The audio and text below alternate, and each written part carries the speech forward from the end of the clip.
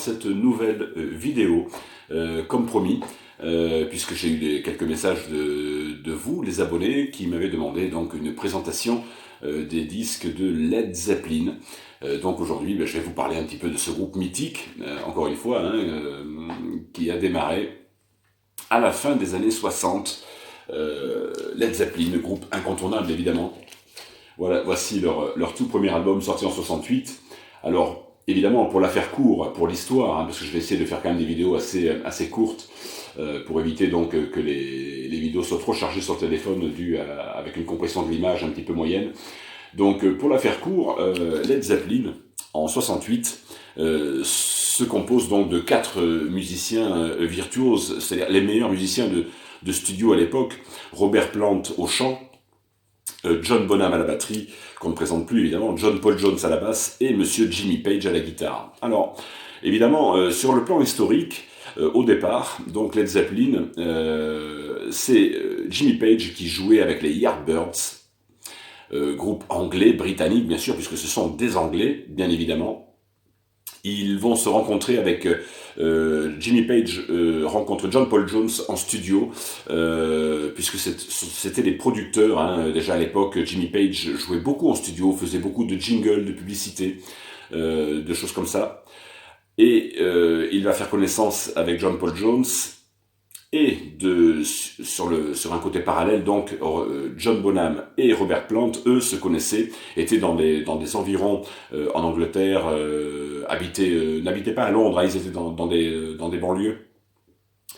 Et ils vont donc former tout simplement ce groupe en 1968. Alors il faut savoir qu'au départ, Jimmy Page jouait également avec les Yardbirds, ce groupe qui a vu dans ses rangs ni plus ni moins que Eric Clapton, Jeff Beck.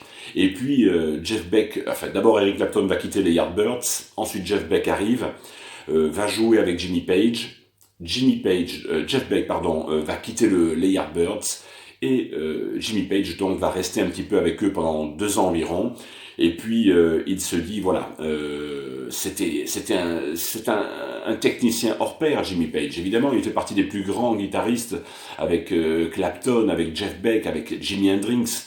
C'est les plus grands qui n'aient jamais existé. Donc il va vouloir former son groupe, il veut avoir un groupe qui ressemble tout simplement à l'égal de sa virtuosité technique en matière de guitare, et il lui faut donc le meilleur batteur, il lui faut le meilleur chanteur, et il lui faut le meilleur bassiste. Donc il connaît déjà John Paul Jones, qui joue en studio, qui est un bassiste-producteur. Pareil, techniquement, ce sont d'excellents musiciens. Donc il va avoir, par le bouche à oreille évidemment, il va aller voir jouer sur scène donc le groupe de Robert Plant. Au départ, il n'est pas forcément très convaincu de sa voix, mais par la suite, ça va venir tout doucement. Ils vont se rencontrer ensuite, il va l'inviter sur sa péniche, ils vont faire des bœufs de blues, et puis Robert Plant va lui dire « mais je connais un super batteur, c'est un pote à moi, il s'appelle John Bonham, on va se faire un petit bœuf ». Ça se passe à l'été 68. C'est marrant d'ailleurs parce que c'est exactement l'année de ma naissance, la période où je sors du ventre de ma mère, et donc c'est là qu'il jamme pour la première fois.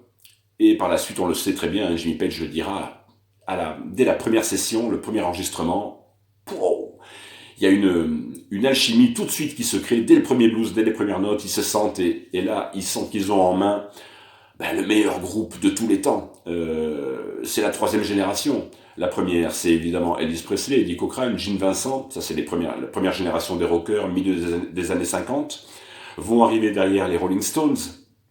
Alors évidemment, techniquement, beaucoup moins virtuose, mais c'était déjà 10 ans plus tard, les Rolling Stones, c'était déjà évidemment un groupe rock assez dur. Mais là, fin 68 arrive cet album, début 69, et c'est tout simplement la création. On invente ce qu'on va appeler le hard rock. Ceci, c'est une pression US américaine. C'est une réédition de 74, 76, je ne sais plus exactement. Je vous montre un petit peu le macaron. Alors là, évidemment, c'est un tremblement de terre. Quand ça sort à l'époque, personne n'a jamais entendu une telle musique. C'est tellement violent pour l'époque. Encore une fois, on est début 69 quand ce disque sort. Alors, il sort sous Atlantic. Voilà, le label que tout le monde connaît. Vert et rouge, je vous avais déjà présenté pour AC/DC, par exemple, qui était signé également chez Atlantic.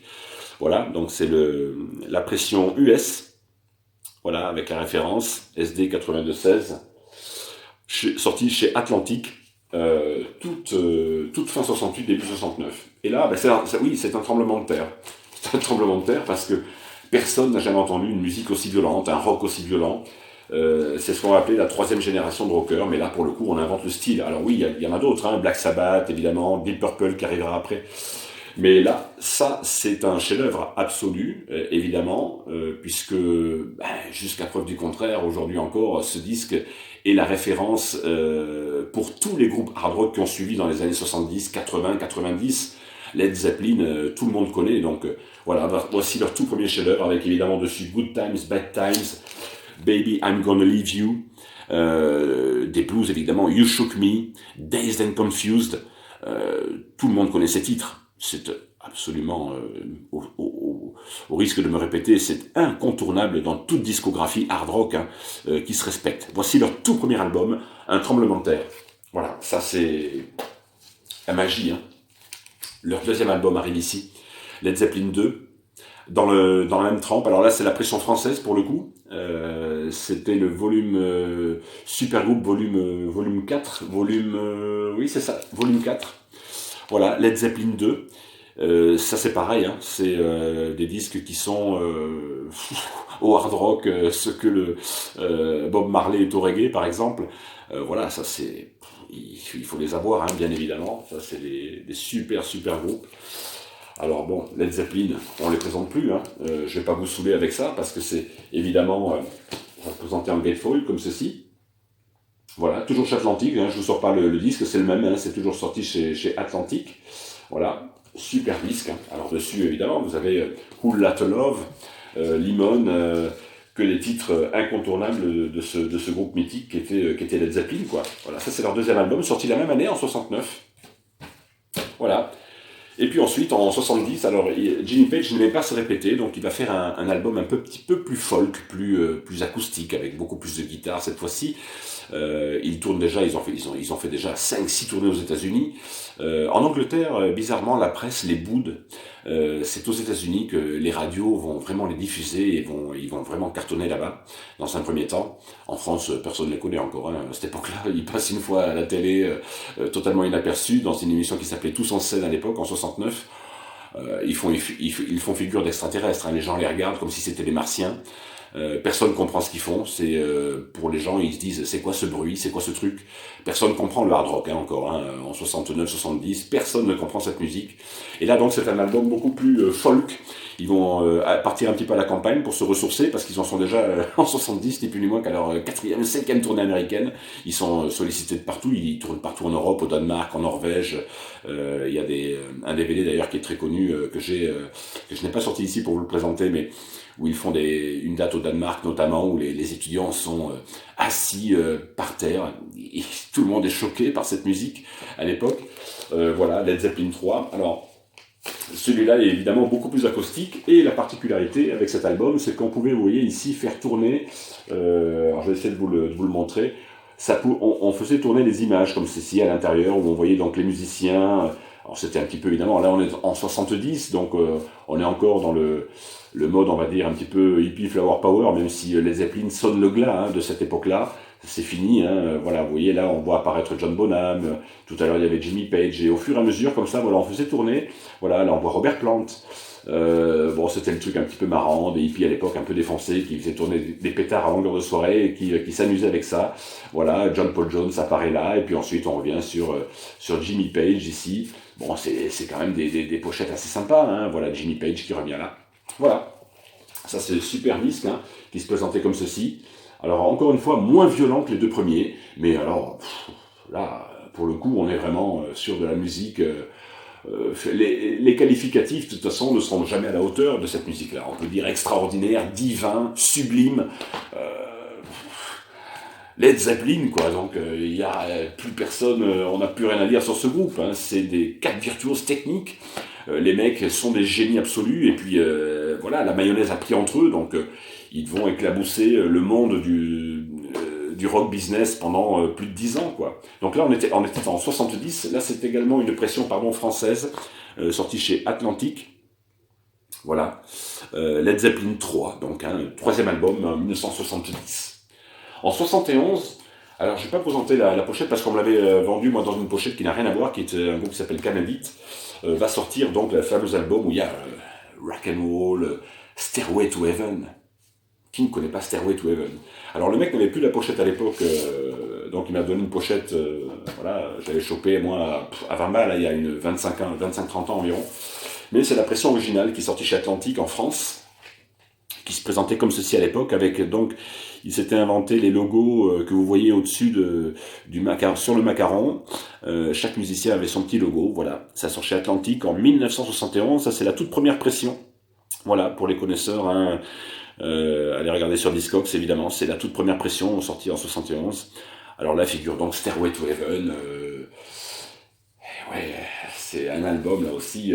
Ils avaient enregistré ça dans une grange en Angleterre, à Headley Grange, pour avoir un son particulier. Ils voulaient vraiment un son très spécial pour faire sonner la batterie de John Bonham, qui était un génie absolu en batterie, tout comme John Paul Jones à la basse, Jimmy Page à la guitare et Robert Plant, quelle voix.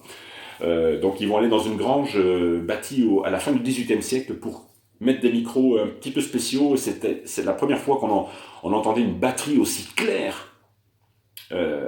C'est un album, alors le son, oui, est fantastique, hein, on n'avait jamais entendu c'était la première fois qu'on entendait les batteries, je suis batteur d'origine, hein, donc forcément ça me tient à cœur, et on entendait la batterie sonner d'une façon très particulière pour la première fois dans ces années-là. Enfin, rendez-vous compte, on est en 71, donc les techniques arrivaient tout doucement, on arrivait à peine sur la stéréo, qui arrivait fin des années 60, début des années 70, donc voilà, là c'est vraiment sublime. Hein. Quatrième album, donc Led Zeppelin, sorti en 71.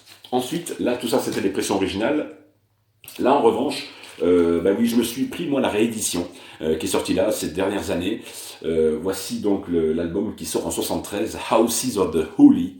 Qui va être un petit peu plus décrié par les fans à l'époque, mais qui reste avec le recul un album d'une excellence totale. Voilà, ça se présentait comme ceci. Pour l'anecdote, donc c'est le fils de Robert Plant qui posait sur la photo. Voilà, ça se présente en gatefold aussi également. Alors là c'est un album où ils vont s'essayer un petit peu au reggae, au funk, ça sonne très... mais il y a des rocks encore sublimes là-dessus, hein, évidemment. Houses of the Holy, très beau gatefold avec de très très belles photos comme ceci. Voilà, voilà, ça c'est la réédition. Remasterisée par Monsieur Page en personne, donc je me suis permis de les prendre parce que bon voilà, elles sont très abordables au niveau prix, hein. Moi je les ai eues à 10 €, j'ai eu la chance de pouvoir les négocier avec mon vendeur à la Fnac, parce que je suis un bon client, donc ils me font des prix comme ça de temps en temps, et voilà, ça se présente, donc ils ont repris le label Atlantic d'époque, d'origine, mais là c'est pas l'original de 73, hein, puisqu'il sort en 1973 cet album, donc là c'est bien la réédition, donc qui sont sortis il y a 2-3 ans à peu près. Pas plus, mais voilà, avec un son d'une fidélité remasterisé encore une fois par Monsieur Page en personne. Donc, je veux dire que ça n'a rien à envier à l'original, hein. C'est vraiment sublime, même si je préfère les originaux, hein. Je suis un amoureux du son original, mais là, pour le coup, quand le mec à la Fnac m'a fait écouter ça, je me suis dit, waouh, ouais, ça vaut le coup, quoi, quand même, pour 10 balles. Parce que les originaux sont maintenant évidemment excessivement chers, c'est très difficile de les trouver à bon prix, en bon état, donc je me suis permis de prendre la réédition d'aujourd'hui, qui sonne super bien, allez-y, hein, là, il n'y a aucun problème, hein, tout est très bien séparé au niveau des canaux, ça sonne super bien, c'est top, hein. Voilà, encore une fois, là il y a un vrai mastering qui a été retravaillé en studio. On a repris des bandes, on a refait tout simplement une matrice pour presser sur le vinyle, hein. Là il ne s'agit pas d'une mauvaise pression entre guillemets back to black ou autre, parce qu'il n'y a pas que back to black. Moi j'ai rien contre les back to black d'une façon générale. Il y a de très très bonnes pressions. Moi j'en ai beaucoup des back to black qui sonnent très très bien, hein. Il suffit malheureusement... Après tout ça c'est très technique, je vais pas rentrer dans le débat, mais là en tout cas pour le coup, pour se concentrer sur Led Zeppelin, les matrices ont été très bien faites, donc ça sonne super bien. Donc là voilà, 73 pour celui-ci. Celui-là je vais passer rapidement dessus, je vous l'avais présenté lors du unboxing, je l'avais retrouvé il y a pas très longtemps. Alors c'est pas la pression japonaise, je pensais que j'avais la pression japonaise, c'est la pression allemande d'origine, le Led Zeppelin Physical Graffiti. Là pareil c'est un double album. sublime, avec évidemment Cachemire dessus, que tout le monde connaît, hein, album qui sort en 75, double album. Voilà, Physical Graffiti, que je vous avais déjà présenté donc lors d'une précédente vidéo. Voilà, donc je ne m'attarde pas dessus. Celui-ci, c'est l'original, donc allemand, sorti en 75.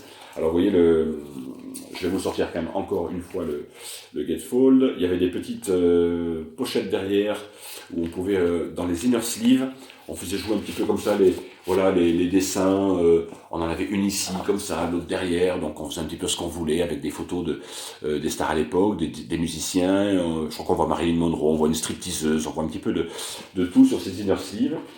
Voilà, et c'est une pression allemande donc d'origine de 1975. Voilà, pour ce Led Zeppelin fabuleux qui sort plein milieu des années 70. Là, c'est des disques magnifiques. En 76 va sortir donc le live.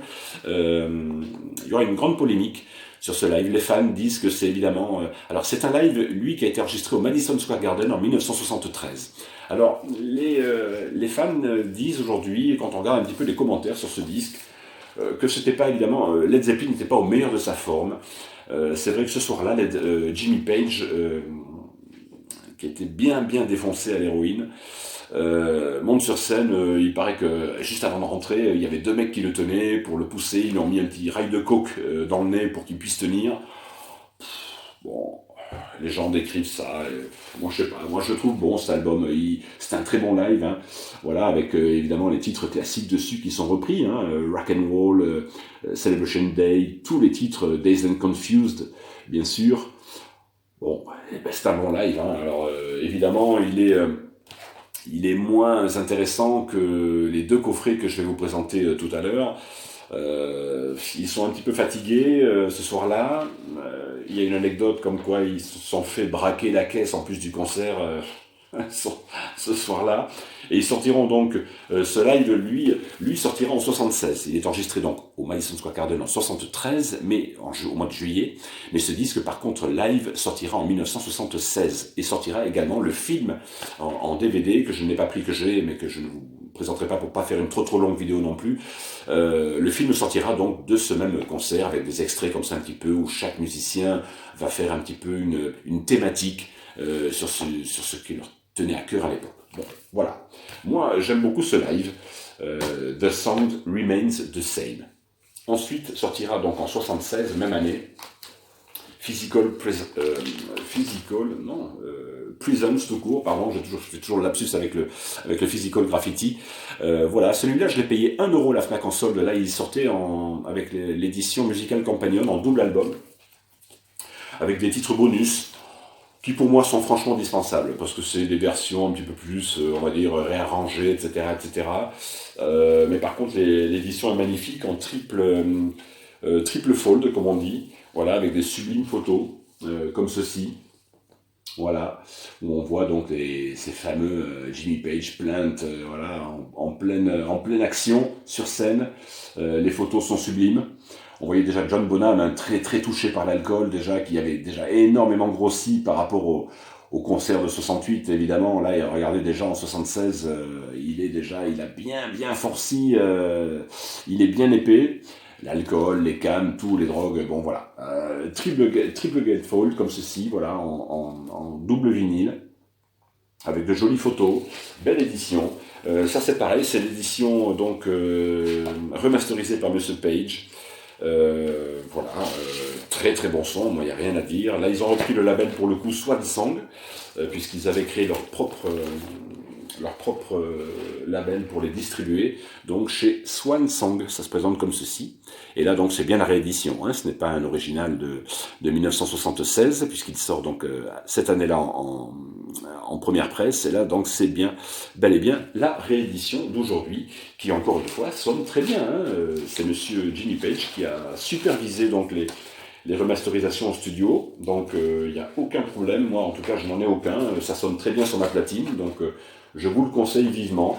Moi j'ai eu la chance de le taper donc à 1 €, puisque lors des débuts des soldes là, hein, je l'ai acheté là il y a à peine quelques semaines, je l'avais déjà en édition classique, Mais le vendeur m'a dit, tiens, on les fait à 1 € en solde, donc ils les ont gardés pour les bons clients, et j'ai eu la chance de toper celui-ci, donc de 76, et l'autre qui suit, Into the Out of Door, de 79. C'est leur dernier album, tout simplement.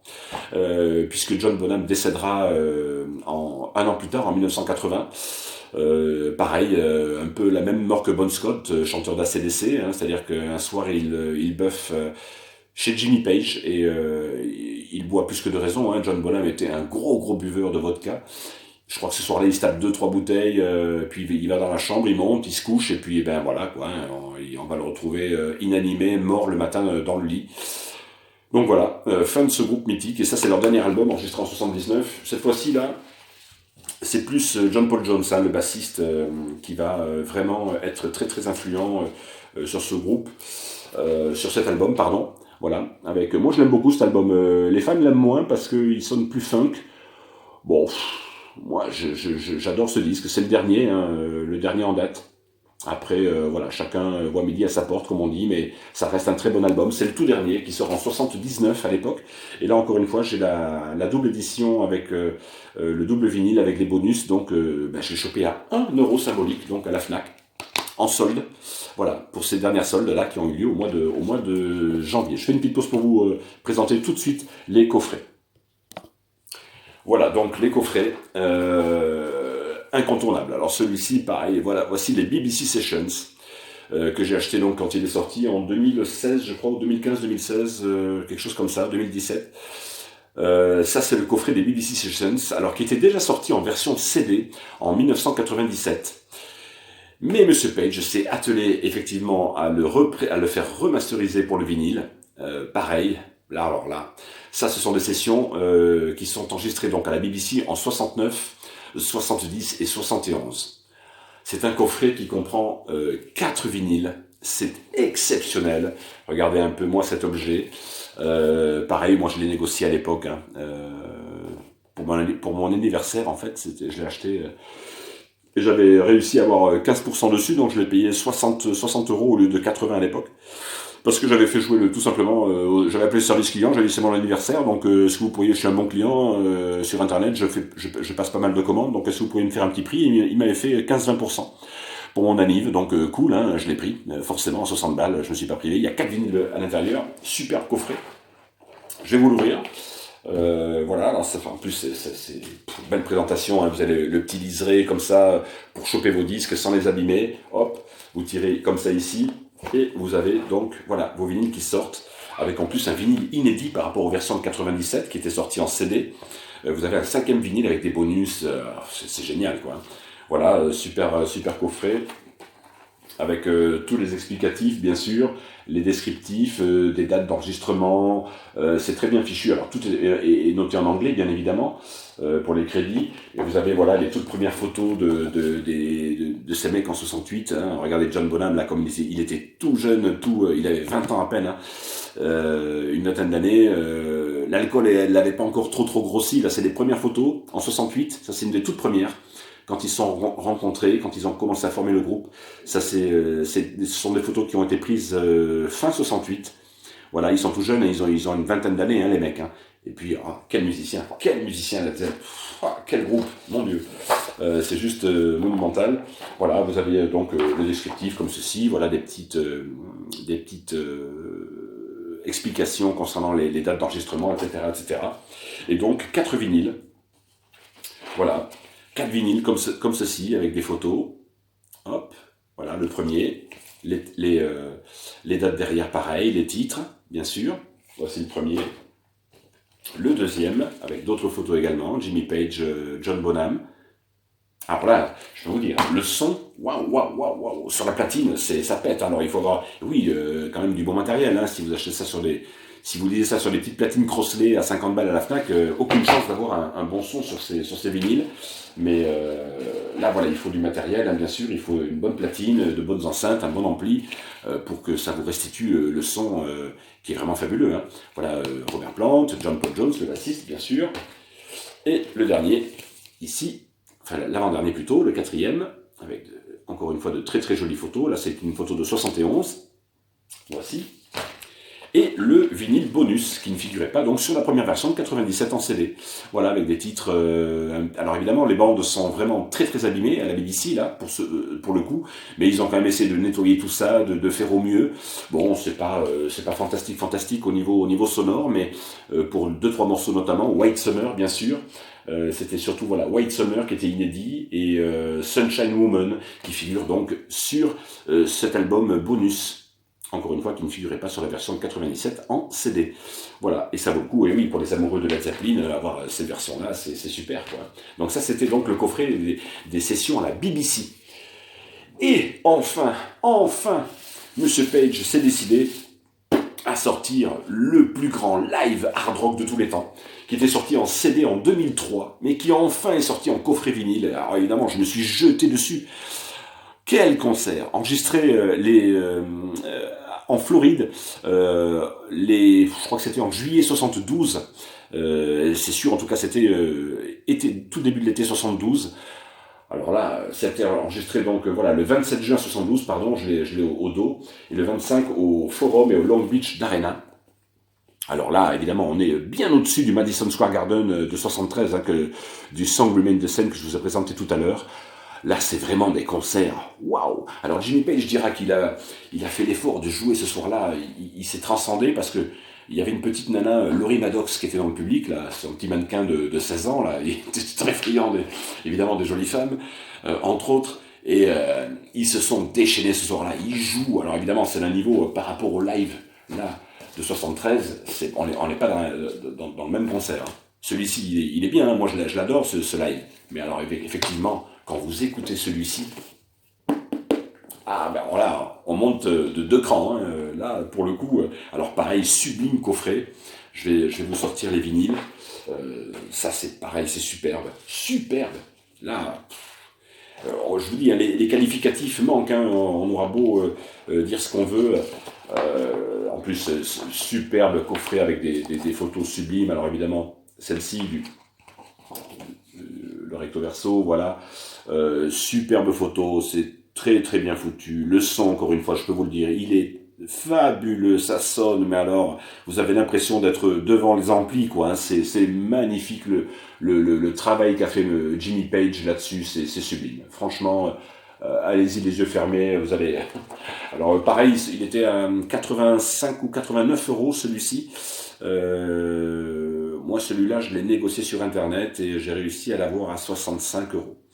Voilà. Je crois qu'ils sont encore disponibles aujourd'hui, je n'ai pas trop regardé, voilà, avec les crédits.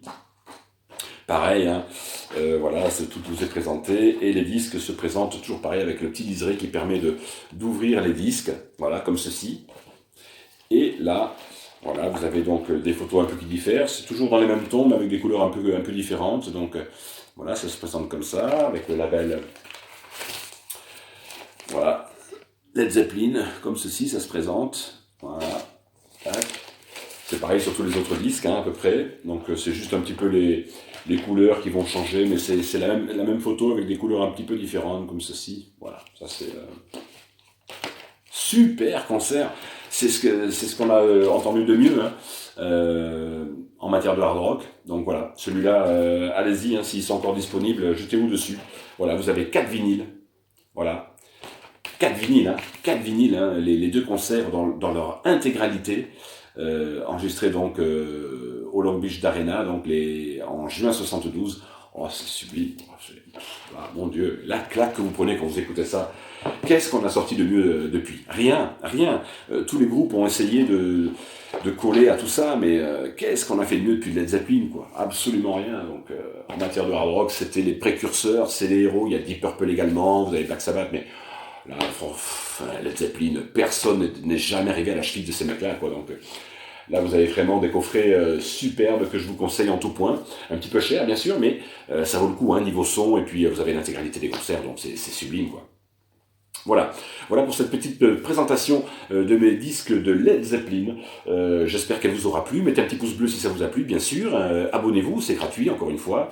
Bienvenue aux nouveaux abonnés. Déjà, là, j'en suis à 93-95 abonnés à peu près. Super, ça va très vite, hein, en 2 mois de chaîne d'existence. Ben, je vous remercie. Je vous embrasse très très fort. Et puis, bienvenue à ceux qui découvriraient cette chaîne. Bien sûr, je vais continuer mes vidéos. La prochaine fois, je pense que je ferai une spéciale... comment nettoyer un petit peu les disques vinyles, son diamant, c'est important, la qualité de l'écoute. Donc je vais vous faire une présentation sur ma machine américaine, qui est une machine manuelle qui s'appelle le Spin Clean, qui est une très très bonne machine qui vous décape vraiment. L'essayons en profondeur. Et je vous montrerai également comment on nettoie son stylus, son diamant, sa cellule, pour que vous ayez tout simplement une qualité optimum au niveau de l'écoute. Je vous fais de gros bisous à tous, et je vous dis à très très bientôt pour une prochaine vidéo. Bye bye.